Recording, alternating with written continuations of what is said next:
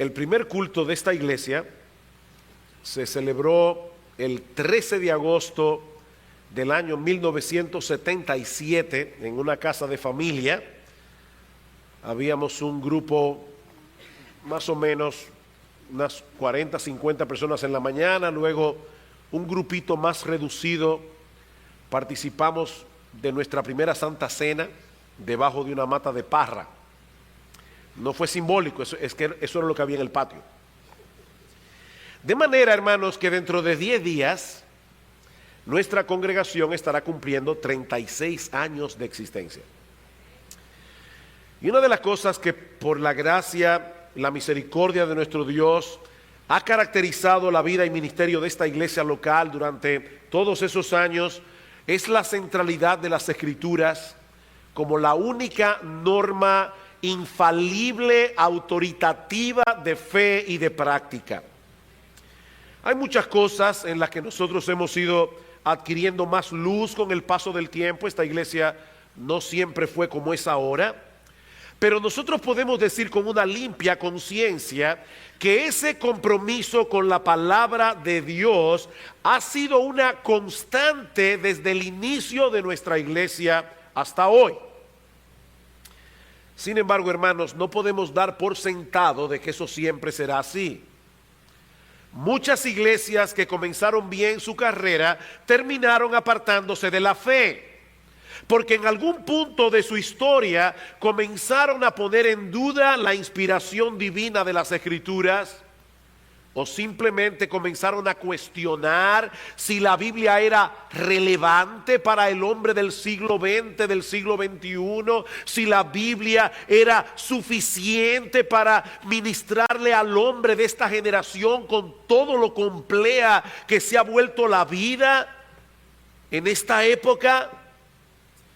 Y terminaron abrazando una filosofía ministerial donde lo único que importa son los resultados visibles y no lo que la Biblia dice. Da resultado, atrae gente, entonces tiene que estar bien. Y hermanos, el impacto que ese pragmatismo ha tenido en el cristianismo contemporáneo es más que evidente. En ningún otro periodo de la historia de la iglesia, los cristianos han contado con tantos recursos como ahora.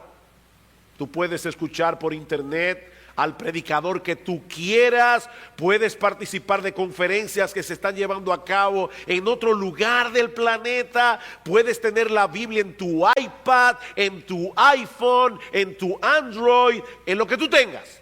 Ya va a llegar un momento en que no vamos a decir abran sus Biblias, vamos a tener que decir enciendan sus Biblias. Sin embargo, hermanos, es extraño que los frutos y la fortaleza espiritual de muchos que profesan la fe no parece estar a la par con todos esos recursos. Hay algo que parece que no está funcionando. Es por eso, mis hermanos, que nosotros volver una y otra vez a revisar ese fundamento de la centralidad de las Escrituras, asegurarnos de que la Biblia continúa ocupando un lugar central, un lugar preeminente en la vida y ministerio de nuestra iglesia. Pero ahora escuchen, porque continúa ocupando un lugar central en la vida de cada uno de sus miembros.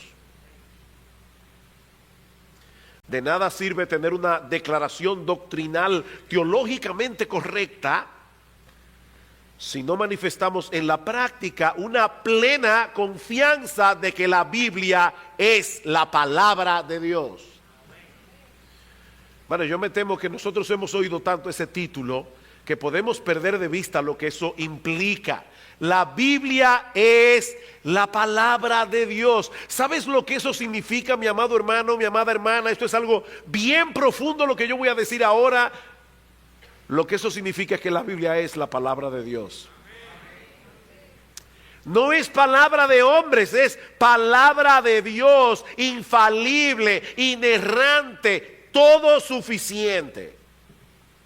Y eso es lo que yo pretendo hacer, demostrar en esta mañana considerando con ustedes lo que Dios mismo dice en su palabra en el Salmo que cantamos al principio, el Salmo 19. Yo les pido por favor que vayan conmigo al Salmo 19.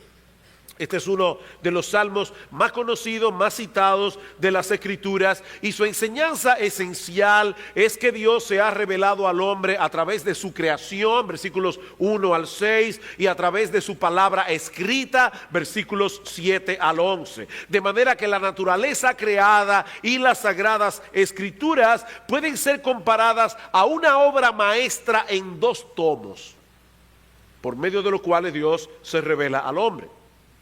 Y tanto en un caso como en el otro, nosotros podemos ver impresa la marca de perfección del Dios Todopoderoso. Entonces comencemos viendo en primer lugar la revelación de Dios en la creación, versículos 1 al 6. Los cielos cuentan la gloria de Dios y el firmamento anuncia la obra de sus manos. Un día emite palabra a otro día y una noche a otra noche declara sabiduría. No hay lenguaje ni palabra ni es oída su voz. Por toda la tierra salió su voz y hasta el extremo del mundo sus palabras. En ello puso tabernáculos para el sol y como esposo que sale de su tálamo se alegra cual gigante para correr el camino. De un extremo de los cielos es su salida y su curso hasta el término de ellos, y nada hay que se esconda de su calor. Yo no sé cuántos de ustedes llegaron a leer cuando eran jóvenes la famosa novela de Daniel Defoe titulada Robinson Crusoe. Yo sé que muchos vieron la película El Náufrago de Tom Hanks, pero esa película no tiene casi nada que ver con el libro de Daniel Defoe, quien era creyente. Mientras que la película de Tom Hanks no tiene nada que ver con el Señor. Ahí vemos a un hombre sobreviviendo él solo por su propia fuerza. El libro de Robinson Crusoe trata de la ayuda de Dios a ese hombre náufrago. Pero el punto es que en la historia de Robinson Crusoe se narra, ¿verdad?, la historia de un náufrago, su supervivencia en una isla aparentemente inhabitada.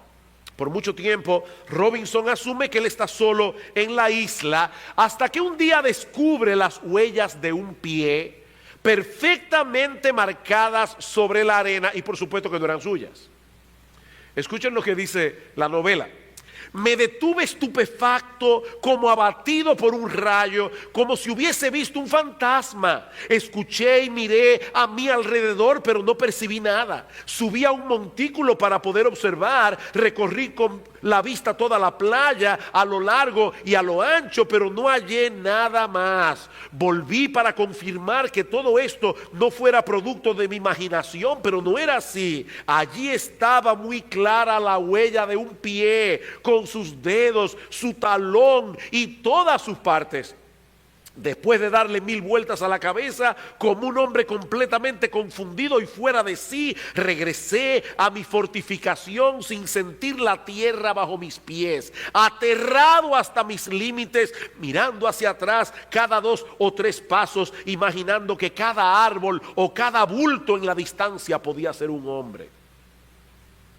Hasta ese momento Robinson Crusoe no se había topado con ninguna otra evidencia que le llevara a pensar que había otro ser humano en la isla, pero increíblemente la huella de ese pie, una huella de un pie, hermanos, era suficiente para darse cuenta de que él no estaba solo.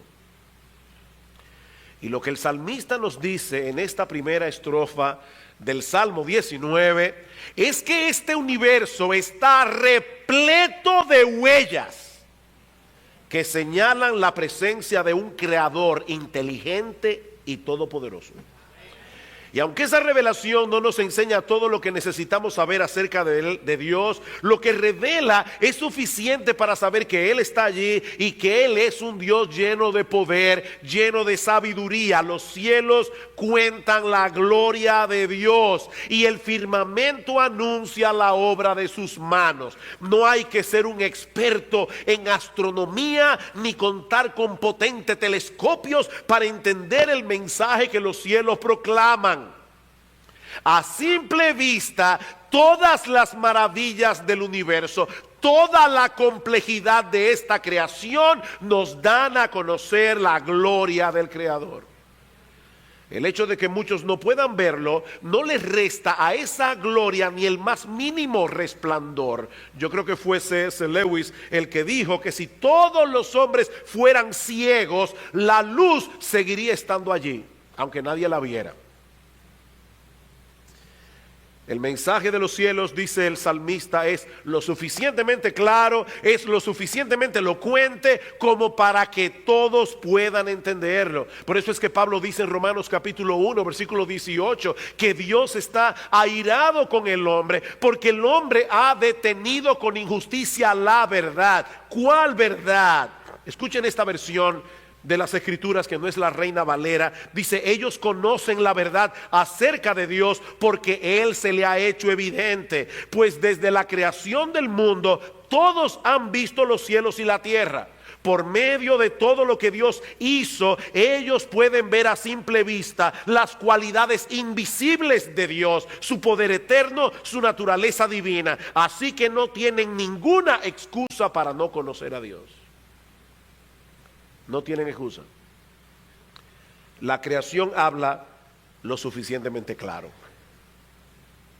Uno de los ateos más militantes y más fanáticos de esta generación en contra de la fe cristiana es Richard Dawkins. Y él dice en uno de sus libros que él está cansado de escuchar a los creyentes argumentar a favor de la existencia de Dios, tomando como punto de partida la belleza de la creación. Dice: estoy cansado. Dice Dawkins: los últimos cuartetos de Beethoven son sublimes, lo mismo que los sonetos de Shakespeare, pero son sublimes si Dios está allí, y son sublimes aunque Él no esté allí. Ellos no prueban la existencia de Dios, dice Dawkins, ellos prueban la existencia de Beethoven y la existencia de Shakespeare. Interesante argumento. Escuchamos la música y llegamos a la conclusión de que el compositor tiene que haber existido. Leemos los sonetos y concluimos que el poeta tiene que haber existido. Pero miramos al músico y miramos al escritor y llegamos a la conclusión de que su propia existencia y su genio se produjeron accidentalmente. Ellos son los creadores de sus obras, pero nadie los creó a ellos, según Dawkins. No, mis hermanos, tanto la música de Beethoven como los sonetos de Shakespeare no solo prueban contundentemente que los dos existieron y que eran dos artistas geniales, sino también que existe un creador infinitamente sabio, infinitamente poderoso, a quien Beethoven y Shakespeare le deben la existencia.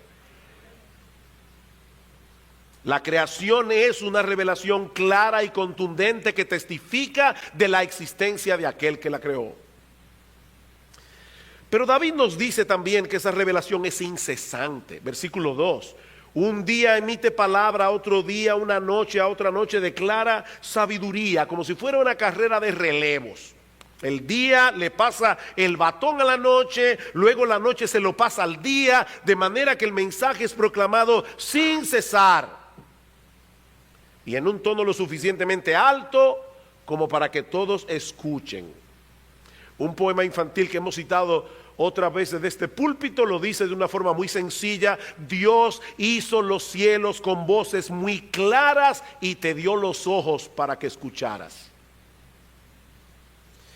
Dios nos está diciendo algo en su creación acerca de sí mismo. Y lo está diciendo constantemente a todos los hombres en todo lugar. Versículo 3. No hay lenguaje ni palabra, ni es oída su voz. Por toda la tierra salió su voz, y hasta el extremo del mundo sus palabras. El salmista nos está planteando una paradoja aquí. Los cielos no pronuncian palabra alguna, pero hablan. No podemos escucharlos como ustedes están escuchando mi voz en esta mañana, y sin embargo no hay un solo lugar en todo el planeta, por remoto que sea, a donde no llegue el mensaje de los cielos. Queridos hermanos, amigos que están aquí en esta mañana, la creación está allí para decirnos algo, no de sí misma, sino de su creador. en una forma maravillosa nos muestra aquellos atributos de nuestro Dios que lo hacen un ser glorioso más allá de lo que nuestras mentes pueden concebir, más allá de lo que nuestras palabras pueden expresar. Y basta con contemplar la creación sin prejuicios, porque no hay un ciego más ciego que ¿cuál? El que no quiere ver. Basta observar la creación sin prejuicios y nos sobrecoge un sentido de asombro por la magnificencia, el poder y la creatividad artística del que la hizo. Mis hermanos, nuestro Dios es un artista. Es un artista. Él es el prototipo del artista. Él es el artista original. Él ha puesto allí ese lienzo maravilloso para que tengamos 1001 recordatorios de su poder, de su bondad, de su sabiduría y aún hasta de su gozo y de su felicidad. Vean el versículo 5. Dice: en ellos puso tabernáculo para el sol, y este, como esposo que sale de su tálamo, se alegra cual gigante para correr el camino. De un extremo de los cielos es su salida y su curso hasta el término de ellos, y nada hay que se esconda de su calor. David está comparando el sol aquí con un hombre vigoroso que se levanta descansado en la mañana, ansioso de correr su carrera. ¿Recuerdan ustedes a Eric Liddell en Carro de Fuego, lo que vieron la película? Como él decía: yo siento cuando corro la sonrisa de Dios, porque Él me hizo rápido y le gusta verme correr. Es una figura muy hermosa, hermanos, que nos habla de poder, de energía y de gozo. Nuestro Dios no es ese ser malhumorado que algunos imaginan sentado en su trono en los cielos buscando la manera de desgraciarle la vida a todo aquel que dé la impresión de estar disfrutando más de la cuenta. No, ese no es el Dios de la Biblia. David nos dice en el Salmo 16 que en la presencia del Señor hay plenitud de gozo, delicias a su diestra para siempre, y nadie podría experimentar una sensación como esa al lado de un Dios carente de gozo y de alegría. De manera que ese primer tomo, el de la creación, nos dice muchas cosas acerca de nuestro Dios. Y lo dice en una forma extraordinariamente sorprendente. Yo creo, hermanos, que nosotros deberíamos ponerle más caso al tomo de la creación, el tomo 1. Hace unos años yo estaba caminando por el Botánico y de repente veo en el cielo la luna. Era de tarde todavía, pero ella estaba suspendida en el espacio. Era, creo, un atardecer de esos de noviembre que son preciosos. Y yo pensé en ese momento: aquí deben haber 3 tipos de personas caminando por el Botánico ahora mismo. Tienen que haber personas seguro que están tan ocupadas con las cosas importantes de la vida que ellos ni siquiera han reparado que la luna está ahí. Ellos no la han visto. Ellos están haciendo negocios por el celular. ¿Han visto ustedes así? Gente caminando con el celular haciendo negocios. No pueden parar de producir dinero. Son máquinas de producir dinero.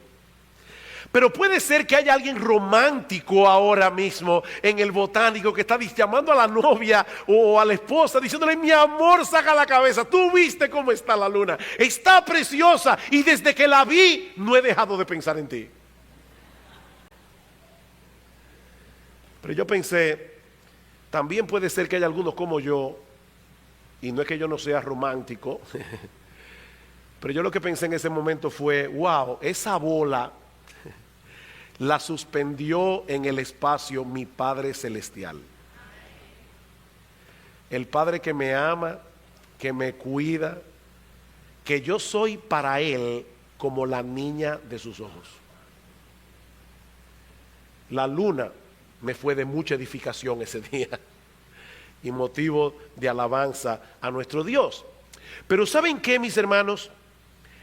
Si la creación, ese primer tomo de Dios es sorprendente, el segundo tomo es más sorprendente y más completo que el primero.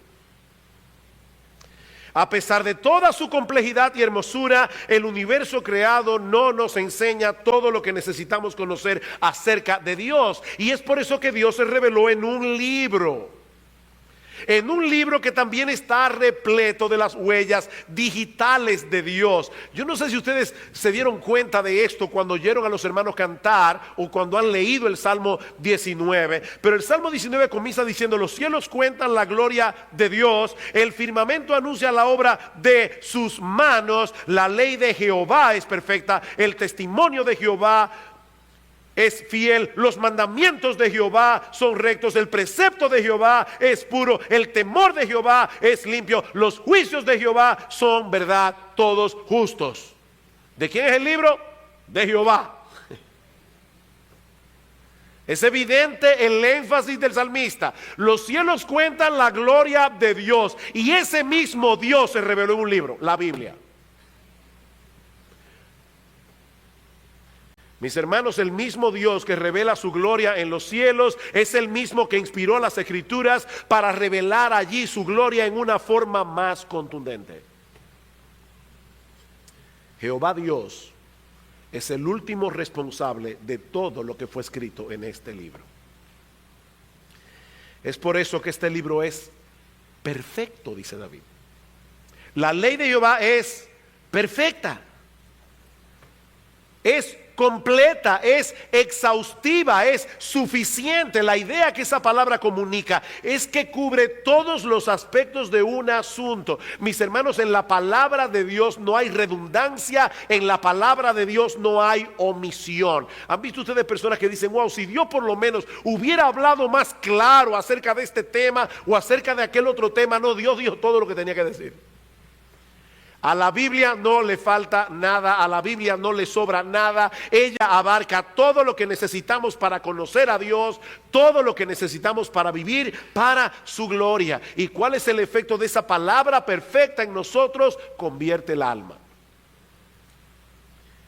nos reanima, nos restaura, nos transforma. La palabra de Dios es el único libro que existe en el mundo, mis hermanos, que puede restaurar al hombre pecador para que se vuelva de sus pecados a Dios, no simplemente para adecentarlo en su apariencia externa, sino para transformar su alma, su ser interior, su verdadero yo.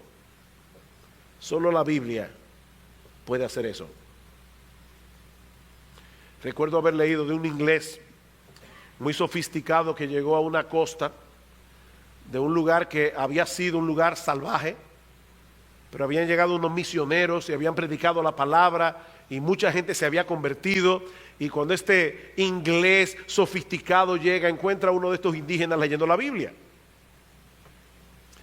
y dice: ¿cómo se ve que aquí todavía están atrasados?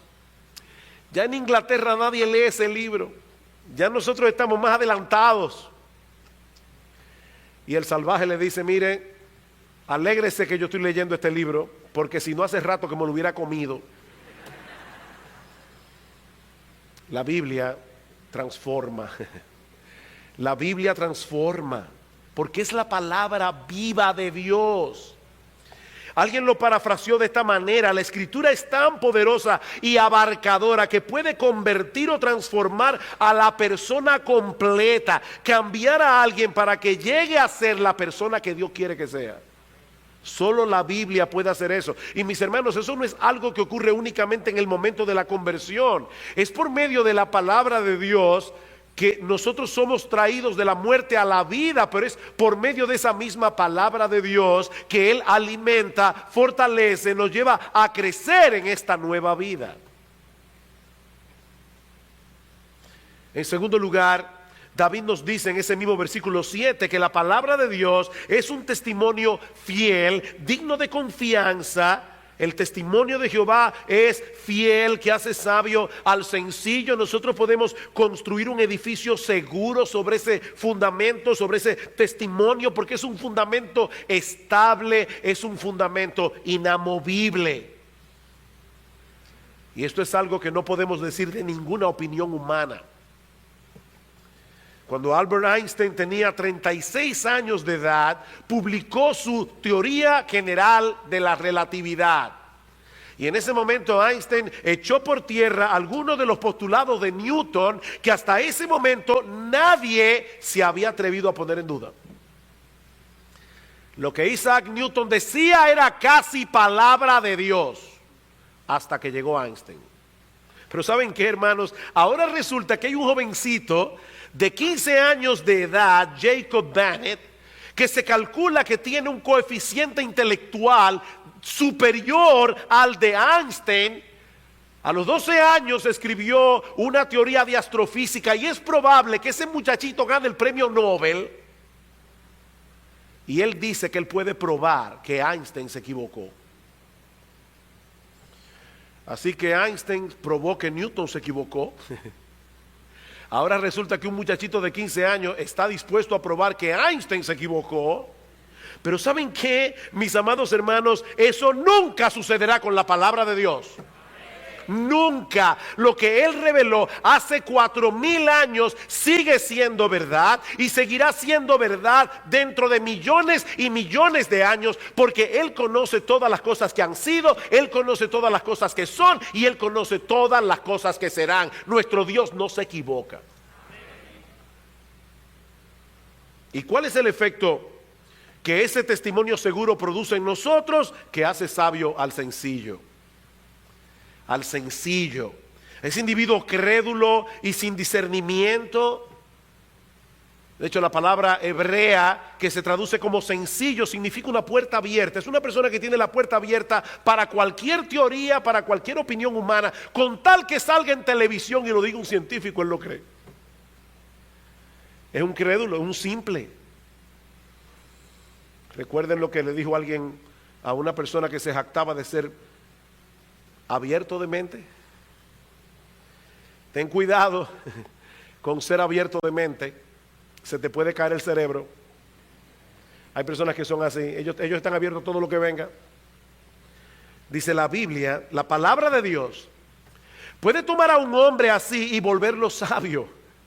Puede tomar un hombre así y convertirlo en alguien que no solo posee la información correcta, sino que sabe usar esa información para vivir una vida piadosa delante de Dios y de los hombres. La palabra de Dios nos hace competentes para enfrentar con prudencia y sabiduría los embates de la vida. Dice el salmista en el Salmo 119, me has hecho más sabios que mis enemigos con tus mandamientos, porque siempre están conmigo. Más que todos mis enseñadores he entendido, porque tus testimonios son mi meditación. Más que los viejos he entendido, porque he guardado tus mandamientos. La palabra de Dios hace sabio al sencillo. En tercer lugar, David nos dice que los mandamientos de Jehová son rectos. Son rectos, hermanos, porque fueron establecidos por una autoridad legítima, la autoridad de Dios. Y porque todo lo que demanda de nosotros es conforme a la justicia y a la rectitud. Muchas personas se sienten perdidas por falta de dirección y propósito. La Biblia es el GPS de Dios. La Biblia es el GPS de Dios. ¿Y cuál será el resultado que cosecharemos al seguir las indicaciones de ese GPS? Que nuestro corazón se alegrará, dice David. Por cuanto nos guía por un camino recto y seguro, el resultado de apegarnos a la palabra de Dios es nuestra propia felicidad, nuestro gozo, una vida plena y bienaventurada. Ahora, cuando estuve en Ecuador, tuve la oportunidad de hablarle a dos grupos diferentes. E hice este ejercicio que he hecho aquí en la iglesia en ocasiones. Le he dicho a las personas, díganme rápidamente las palabras que vienen a vuestras mentes cuando ustedes escuchan santidad. ¿Qué es lo primero en lo que ustedes piensan cuando escuchan la palabra santidad? Y todo el mundo comenzó a decir obediencia, pureza, mandamiento, etcétera, etcétera, amor inclusive. pero siempre ha resultado igual. Nunca nadie dice alegría. Cuando tú piensas en la palabra santidad, en el concepto santidad, ¿te viene a la mente la palabra gozo, alegría? Los mandamientos de Jehová son rectos y por eso alegran el corazón. Muchos asocian la rectitud con el aburrimiento, con una vida insípida, poco emocionante. Pero ¿saben qué, mis hermanos, amigos que están aquí en esta mañana? Esa es otra de las mentiras del enemigo de nuestras almas, para entretener a los hombres lejos de Dios hasta llevarlos a compartir con Él una vida de miseria sin fin en el infierno. No, mi amigo, la vida plena y dichosa no se encuentra en el pecado. Los mandamientos de Jehová son rectos y precisamente por eso alegran el corazón. Alguien lo ilustra de esta manera. Imagínate que estás en un país devastado por la guerra y que debes cruzar un campo minado. Si un soldado local supiera exactamente dónde está enterrada cada mina y te ofreciera guiarte por el campo, ¿acaso protestarías diciendo: yo no quiero que me digas qué hacer, yo quiero libertad para decidir por mí mismo? ¿Eso sería lo que tú le dirías? Dice el autor de este libro: yo no sé lo que harías tú, pero yo me mantendría lo más cerca posible de ese soldado. Estoy seguro de que no me desviaría del camino. Las instrucciones de esa persona no me impondrían límites, sino que salvarían mi vida. Mis queridos hermanos, la palabra de Dios es ese soldado que el Señor ha colocado a nuestro lado para llevarnos seguro a través del campo minado de este mundo caído, lleno de pecado. Este es un mundo peligroso. En cuarto lugar, dice David que el precepto de Jehová es puro. En otras palabras, radiante, claro, iluminador, y precisamente por eso alumbra los ojos. La palabra de Dios provee luz, la palabra de Dios provee entendimiento sobre los aspectos más importantes de la vida. A veces uno está predicando la palabra y las personas quieren excusarse diciendo: es que la Biblia es un libro muy complicado. Otros dicen: Jesús hablaba en parábolas, como diciendo: eso no hay quien lo entienda. No, Dios habló bastante claro. En la Biblia hay océanos donde se puede ahogar un experto. Eso es verdad. El mismo Pedro dice que Pablo escribió algunas cosas que eran difíciles de entender.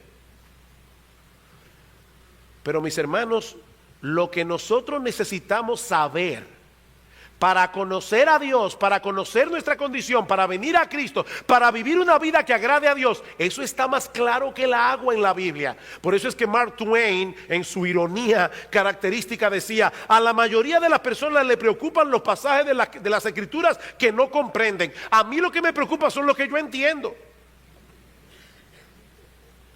No, la Biblia es clara en lo que tiene que ser clara. No hay nada complicado en saber que tú eres un pecador. No hay nada complicado en saber que algún día te presentarás delante del tribunal de Dios. No hay nada complicado para saber que Jesucristo se hizo hombre y murió en una cruz para pagar por nuestros pecados. No hay nada complicado en saber que solamente por confiar en Cristo podemos ser salvos. Eso no es complicado. Pero eso hiere el orgullo humano, y ese es el problema. En quinto lugar, David dice que el temor de Jehová es limpio, que permanece para siempre. Y esta palabra temor, que se usa aquí como sinónimo de las Escrituras, nos habla de ese sentido de reverencia que debemos tener por la grandeza de Dios. Es un temor que no nos mueve a huir de Él, sino más bien a adorarle y reverenciarle. Y solo la Escritura produce ese tipo de temor que puede llevarnos a la verdadera adoración. Porque es un temor limpio, dice David, es decir, carente de impureza, de corrupción, de imperfección. No hay defecto en la palabra de Dios, y precisamente por eso, ¿qué dice el versículo 9? El temor de Jehová es limpio, que permanece para siempre. Solo se puede cambiar o modificar lo que es imperfecto, ¿verdad que sí? Si algo es perfecto desde el principio, ¿permanece para siempre? no necesita enmiendas. Dios no tiene que llamar a un grupo de consultores para revisar lo que Él inspiró en su palabra, porque desde que Él habló lo que dijo fue perfecto. Permanece para siempre, el cielo y la tierra pasarán, dice el Señor, mis palabras nunca pasarán. Sus verdades son relevantes para toda generación, son relevantes para toda cultura, porque el Dios que la inspiró es eterno, omnisciente e inmutable. Finalmente dice David que los juicios de Jehová son verdad, todos justos. La palabra juicio ahí no se refiere al castigo de Dios, se refiere al buen juicio de Dios. ¿Han escuchado esa frase cuando dicen fulano tiene buen juicio? Es que piensa con sabiduría. Bueno, lo que David está diciendo aquí es que lo que Dios opina con respecto a todas las cosas siempre es conforme a la verdad, siempre es conforme a la justicia. Lo que Dios dice del hombre es lo que el hombre es. Lo que Dios dice acerca de este mundo es lo que este mundo es. Lo que Dios dice acerca del matrimonio es lo que el matrimonio es. Es un hombre y una mujer. Cualquier otra cosa es una aberración en la presencia de Dios.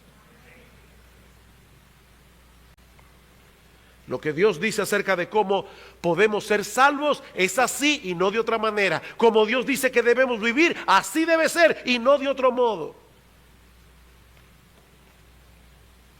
De manera que sin la palabra de Dios no podríamos descubrir la verdad de las cosas que realmente importan. De dónde venimos, qué hacemos aquí, qué nos espera después de la muerte, cómo podemos conocer a Dios, cómo podemos ser reconciliados y aceptados por Él. Mis hermanos, todo queda en tinieblas cuando nosotros echamos a un lado la palabra de Dios.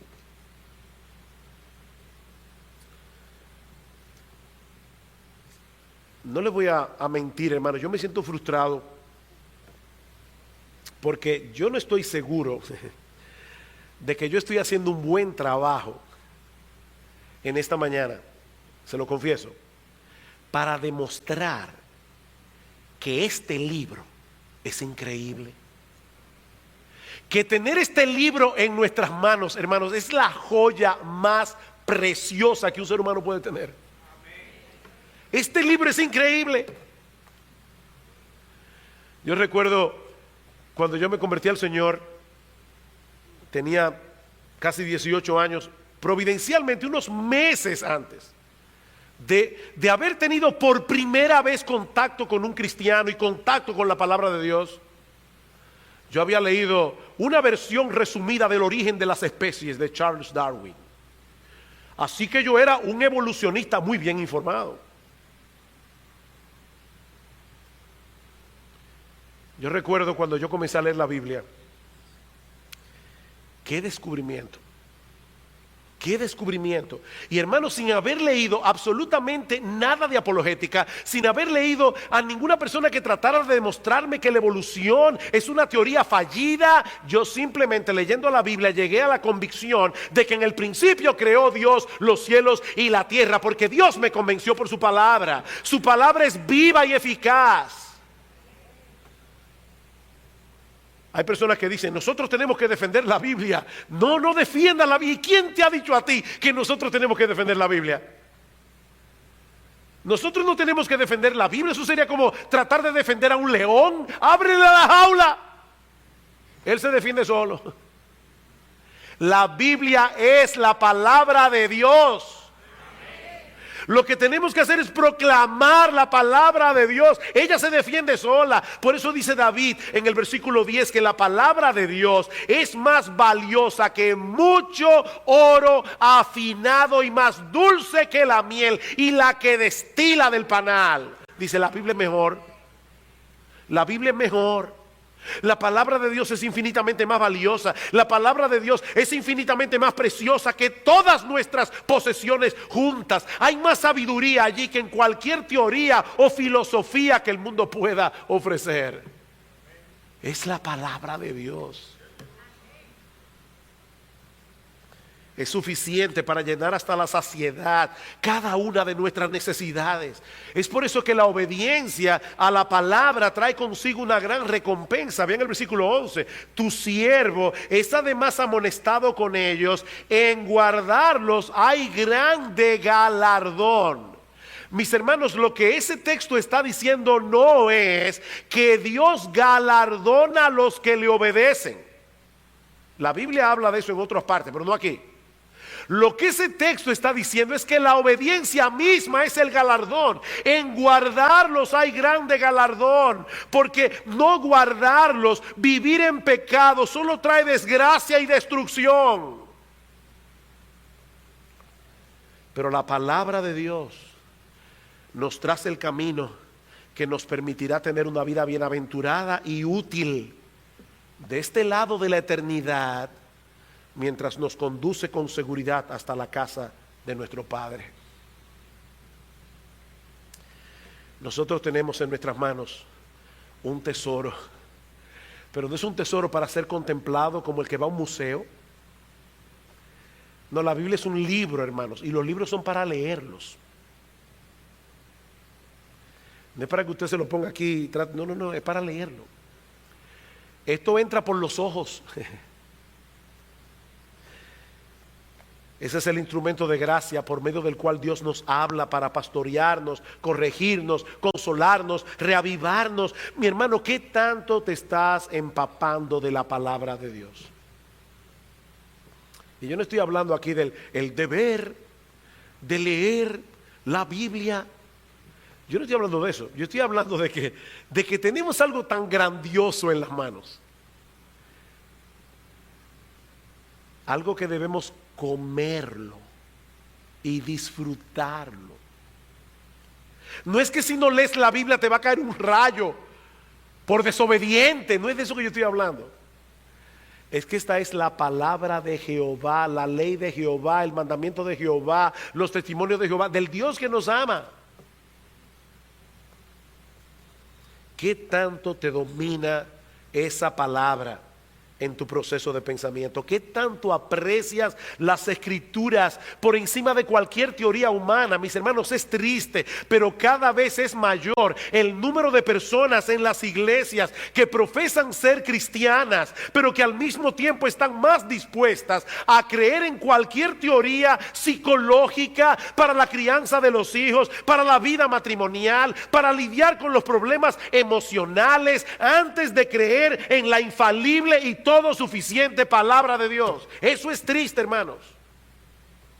La Biblia es suficiente para lo que ella fue escrita.